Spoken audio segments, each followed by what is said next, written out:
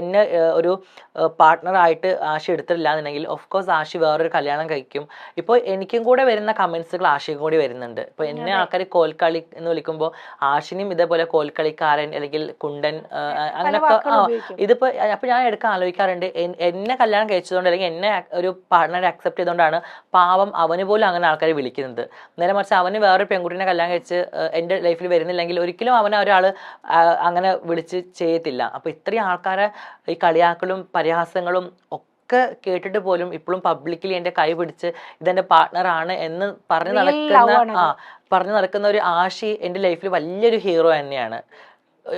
എനിക്ക് അറിയാം പല ആൾക്കാർ എൻ്റെ ഫ്രണ്ട്സിൽ പല ആൾക്കാരെയും ഹസ്ബൻഡ് ആയിക്കോട്ടെ പാർട്ട്ണർമാരായിക്കോട്ടെ പബ്ലിക് കണ്ട പ്രശ്നമാണ്, പബ്ലിക്കിൽ ഇറങ്ങാത്ത കുറേ ആൾക്കാരുണ്ട്.